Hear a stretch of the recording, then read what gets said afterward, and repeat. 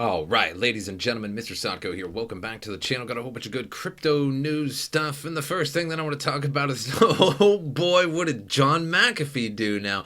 Now he's been charged with securities fraud for pump and dump cryptocurrency schemes. So this was all back in 2017 and 2018. You guys remember John McAfee was the big guy, the big celebrity in the crypto world at the time. And he was being paid $105,000 to tweet any random altcoin, and then it would just explode in price because John McAfee tweeted it, and he was paid so much, and I was so green with envy for somebody to be paid $105,000 to literally type a tweet that's like 30 characters long, and then it would just pump up in price. And guess what? There's a little bit of a running joke on this channel that it isn't actually a crypto lawsuit unless the Southern District of New York, essentially the NYAG, isn't suing. And guess what? They're the ones pressing charges against John McAfee, because I told you, if it's not the NYAG suing somebody in the crypto world, it's fake news.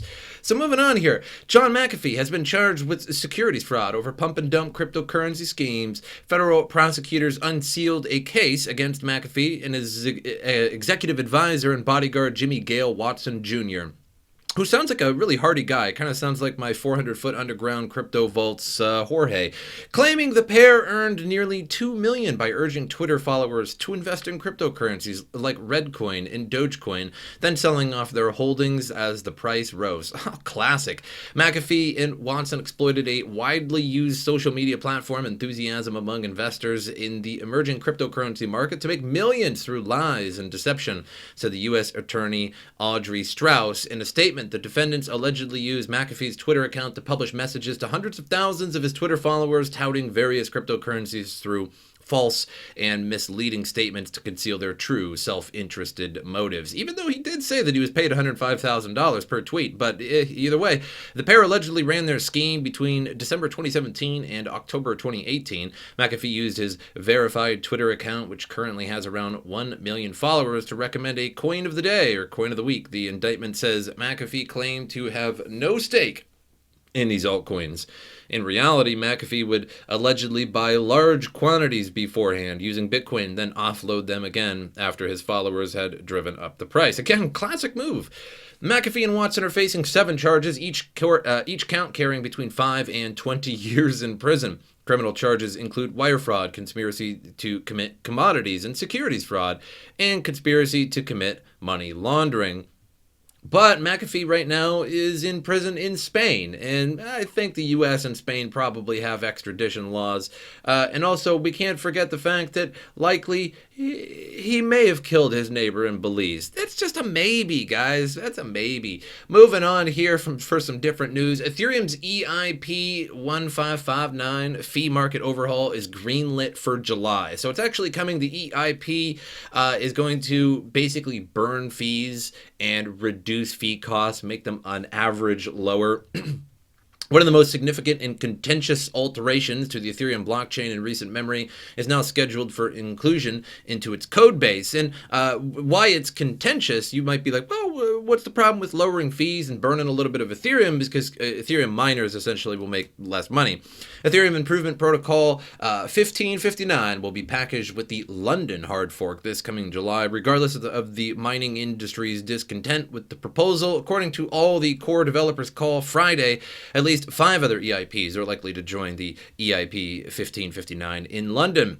EIP 1559 flips a typical blockchain transaction on its head in order to fix numerous issues with Ethereum's user experience. Traditionally, a user sends a gas fee to a miner for a transaction to be included in a block.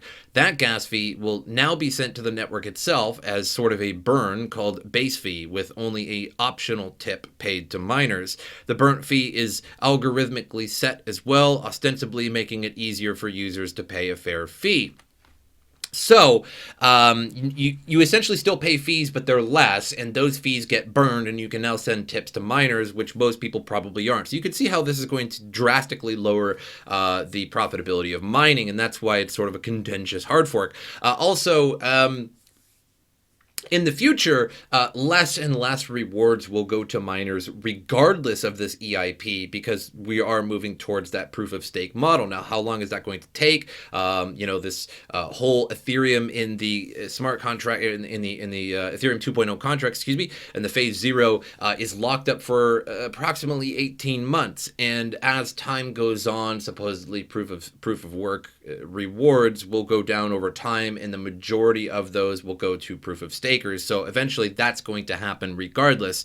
So the proposal has gained some of the largest support to date from Ethereum application creators and users alike. Given the current difficulty of selecting a correct transaction fee, miners and mining pools, on the other hand, have been gathering in opposition against the proposal as it progressed towards mainnet. So in my opinion, anybody that is mining Ethereum right now, hey, have a blast, because the profits are pretty extreme right now. And if you're a mining pool, you might want to be looking towards moving towards a proof of stake sort of method, and anybody that's mining Ethereum, again, you're certainly getting good profits, but you should be sort of planning for the future and planning for less profits over time, because it's kind of public knowledge that it's going to proof of stake soon. So I'm actually sort of a supporter of this program, of this improvement proposal, if you will, because one, I'm not mining Ethereum right now anyway, and two, I kind of see that the future is proof of stake, at least for Ethereum.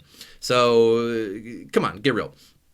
It's basically like, hey, if you had a big horse farm in 1910, maybe you could put a factory on there and start producing cars instead, because everybody could see that it's coming. You're just being stubborn. Moving on here, I just want to show you guys this little post on Reddit real quick that somebody made, and I can't actually validate this in any way. I don't know if these numbers are exactly correct, but this is sort of the thing of what will happen when EIP-1559 is released. So it says EIP-1559 is now officially confirmed for Ethereum's July London update. This means more predictable and lower fees for users, and will introduce a burning mechanism that will burn part of the transaction. To put it in perspective, if EIP-1559 was live yesterday, it would have burned approximately $26 million worth of Ethereum, excuse me, or roughly 17,000 Ethereum. Mind you, there's only about 115 or 118 million, it keeps rising, but 15 million or so Ethereum, so 17,000, that's quite a bit. Annually, that equates to over 6.2 million Ethereum burned a year at the current rate. That is significantly more than the new ETH being created, and therefore would make ETH deflationary. Now, that's probably a little high. That's right now 6.2 million Ethereum burned a year, 17,000 for yesterday. However, when EIP 1559 comes, the fees are going to be lower overall. This was just based on the current fees going on right now, which are absolutely massive, and everybody knows it with Ethereum. And so it would be lower than that. So it wouldn't be quite as crazy as that, but it is a perspective to look at. It's quite it would slow the increase of Ethereum quite a bit, and would likely raise the price as well, which would allow a lot of other people to start buying in and things like that. I think a lot of people are avoiding Ethereum right now because the fees are so high, particularly in DeFi. So moving on, the countdown to Cardano to reach full decentralization on March 31st. So with the approaching so-called D=0 day, IOHK, the company behind the popular blockchain project Cardano, published a post highlighting the latest milestone in its development. Cardano is on track to get out of the realm of centralization in less than a month. The post explained that upon the release of the Shelley update in July 2020, the developers built the network in a new way that every block was produced by IOHK's network of federated nodes. This caused some confusion within the cryptocurrency community, as such as an approach was the antithesis of decentralization. However, the statement justified this somewhat controversial decision with enhanced security, a wise approach for the near term with while the stake pool operator network got up and running. Furthermore, Cardano's developers built in an automatic readjustment process, which reduced the parameter that governs what percentage of transactions are processed by the Genesis nodes, referred to as D, at a rate of 0.02 per epoch. This means an increase by 2% in the community block production every 5 days. So thus, the community received a more significant role in block production over time, which led to the current situation. Only 12% of blocks are produced by federated nodes. The number will continue to gradually decrease until that reaches 0.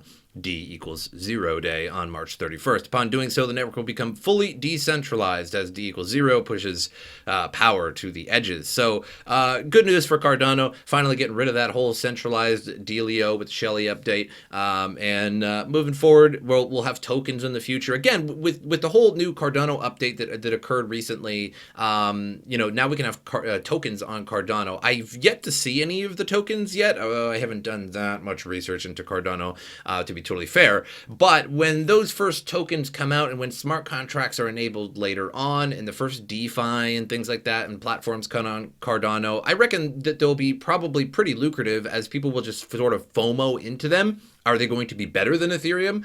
I don't know. Are they going to be worse than Ethereum? I don't know. Are they going to be faster, slower, whatever? It's hard to say until we actually have the real working product to actually work with. But again, we're all in the crypto world, and we all know that new things people typically FOMO into. So moving on here, 12,000 Bitcoin acquired at $46,686 at Coinbase as institutions keep accumulating Bitcoin. So according to a recent tweet published by the CEO of Crypto Quant analytics service, Youngju, institutional investors continue to acquire Bitcoin while the correction is dominating the market and Bitcoin holds in the 46,900 zone. As per a recent tweet from Crypto Quant analytics platform CEO, March 5th, financial institutions have purchased $562 million worth of Bitcoin, about 12,000 BTC, at an average price of $46,686 at Coinbase Pro, then withdrew that money to storage devices, because we know that it was like a week ago when Bitcoin really started crashing that we've seen a lot of coin move on to Coinbase, and then magically everything started selling and there was huge losses in terms of longs on various margin calls across the crypto exchanges, and now it's all moving back off. So are we on the precipice of another bull run, since it's all being off the exchange and can't really be sold at the moment? But earlier reported that on February 5th, a slightly bigger amount of Bitcoin, 13,000 BTC, was similarly acquired and withdrawn from Coinbase Pro. Prominent trader and analyst Scott Melker has commented that institutions are buying into Bitcoin to keep it up as a hedge against inflation, and they're going to hold it long term. Moving on to some different news, 22% of Goldman Sachs clients expect Bitcoin to exceed 100,000 in 12 months. Now, that seems like a pretty low percentage. Like when I first seen this article, I was like, that's actually not too good, because 22%, that means that the rest of the people don't think that's going to happen. But hold on just a moment. Goldman Sachs said that 22% of their clients expect the price of Bitcoin to hit at least 100,000 in the next 12 months, according to a survey from the investment bank seen by Coinbase. Meanwhile, 54% of the respondents predict the price of the cryptocurrency to hover at 40,000 to 100,000 in the same period. So still bullish. It's just the minority of them think it's going to hit at least and go over $100,000. So generally, pretty good numbers here. Published on March 3rd, the investment bank surveyed 280 respondents on their exposure, perspective, and outlook of digital assets. The same survey also showed that 40% have exposure to cryptocurrencies. Perhaps I should actually ask this as a community poll on my channel. Maybe I'll do that. I'll have to steal your poll, Goldman Sachs. Fools. 57% believe that positive news such as institutional investing drove the price higher. In February, major companies threw their weight behind Bitcoin, including Tesla and MasterCard, while the token saw renewed backing from MicroStrategy. So people thinking some hot Bitcoin. It's just the fact that Goldman Sachs is literally making this. We can see that we're in a totally different world. If this was 2017, Goldman Sachs would not be running any kind of poll like this to begin with. They'd be saying it was garbage or rat poison squared or a Ponzi scheme or something like that. And then as soon as it hits $50,000, oh, well, it's not a fad anymore. A little late, guys, but welcome to the show. Moving on here, paid network exploiter nets $3 million in infinite mint attack. So apparently somebody got paid. No, it's worth a shot. Paid network, a DeFi platform aimed at real-world business, has been exploited today in an infinite mint attack that has sent paid token prices plunging upwards of 85%. So one person got paid. Everybody else didn't. It kind of sounds like the real world business. The majority of people getting paid a whole bunch of money, or the minority of people getting paid a whole bunch of money, and the majority losing 85%. This sounds exactly like planet Earth. This sounds like a very realistic DeFi platform, to be totally fair. While the exploit netted nearly 180 million in paid tokens at the time of the attack, what would have comfortably been the largest exploit of a DeFi protocol, the hacker's payday will end up being far less. One observer noted that the attacker's wallet only converted some of their tokens to wrapped ether, leaving the rest and rapidly devaluing paid tokens. Not a very good hacker this time. He was just too busy. He's like, I'm wrapping all these Ethereum tokens, and then he must have ADHD, and he's like, oh, look, a bird.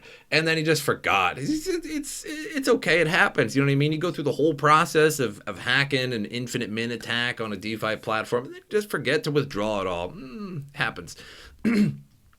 So the attacker's wallet still has over 57 million paid tokens worth $37 million. The exploit is conceptually similar to an attack on insurance protocol cover that took place in late December last year. In that instance, the team took a snapshot of holders prior to the attack and issued a new token, returning the supply of the token to pre-exploit levels.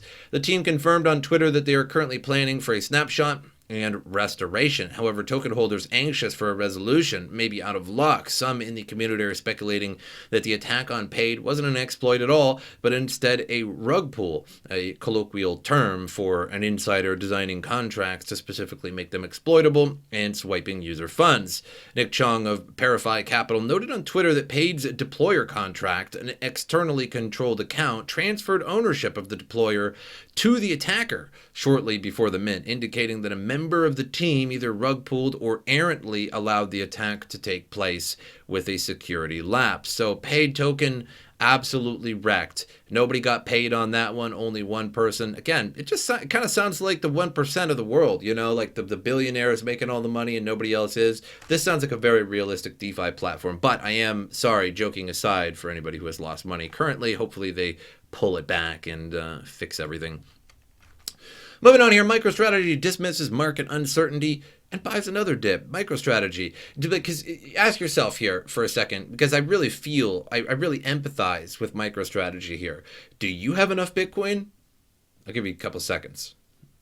Probably not. Do I have enough Bitcoin? Probably not. Does MicroStrategy have enough Bitcoin? No, they don't. No, of course, if they're going to be buying more Bitcoin. Again, it's a very simple question. Do you have enough Bitcoin? The answer is no. MicroStrategy, a software company that's been making headlines for its aggressive Bitcoin purchases, has made another $10 million purchase after Thursday's market uncertainty. As announced by CEO Michael Saylor, the company purchased another 205 BTC at an average price of $48,888, spending $10 million in cash to do so. This puts the company's total Bitcoin holdings at 91,064 Bitcoin, worth $4.3 billion. The total cost basis of the BTC is $2.196 billion, with an average purchase price of $24,119. So that average purchase price last time I checked with MicroStrategy was a little bit lower, and it's moved up a little bit because they're now, a lot of these companies are buying around this $50,000 mark, and they're typically buying like $46,000 to $48,000 Bitcoin. So it's raising up their DCA just a little bit. MicroStrategy's latest Bitcoin purchase is one of many symbolic buys where the company puts a few more million in BTC every dip, while the software company began putting its existing assets into BTC back in 2020. Back when BTC traded around 10,000, its latest purchases have yet to break even. And unfortunately, I believe their stock is dipping something fierce. Wall Street tension seems to be having some effect on Bitcoin. Though MicroStrategy seems keen to continue on its previous path, Thursday's purchase is largely symbolic, but the more important indicator is that MicroStrategy did not sell, despite its stock price having fallen 50% since February high. So its stock is going down quite a bit, but they're still buying. So good for you guys, diamond hands. Moving on to CoinMarketCap here, $1.4 trillion market cap. So basically have traded sideways for the majority of the past few days. We haven't really gone much of anywhere. So right now is sort of an uncertain time with the stock market and in crypto. And I think once the American stimulus package comes out, it's $1,400 per person. I think there's child tax credits. There's PPE loans, which is basically for businesses, all sorts of thing. And the first time we had a stimulus package, just before that, we had a massive dump in the Dow and the various stock markets, and we had that followed with crypto as well. Bitcoin was something like 10,000, dipped down to as low as 4,000 on some exchanges, maybe even lower on some exchanges, dipped pretty hard, and then came right back when the stimulus package occurred. So it was just, and I'm not sure if it's necessarily the money going out that really pushed Bitcoin back up, but rather the sentiment going out now that people have more money and more people are going to be spending on companies. So maybe a bit of both there. So we'll have to see. And that stimulus package should come around April. They're talking about, like, voting on it by next week or something like that, and then within a couple weeks it could hit. But with the American government, Congress going back and forth with each other, the Democrats and the Republicans, it's probably going to take a little while. I bet probably at least not till April, and then prices will move up. But historically, March has not been an amazing month for any investment, in my opinion. I mean, you could go back through the charts and look at Marches of every year with Bitcoin, and it's not particularly impressive. Usually it's not till mid-summer where you'll see a big pump, and then usually some pumpening, if you will, in the fall and going up. So we'll have to see how the stimulus package really affects the whole crypto market, if it does. And the first one, a lot of additional $1,200 deposits onto Coinbase, which was quite the coincidence indeed. But that's all I have for you guys. Make sure you like, subscribe to the channel, share the video. That helps me out a lot. And then in the description, I have all of my social media. Follow me on those for all the fun opportunities. And as usual, I'll see you guys next time.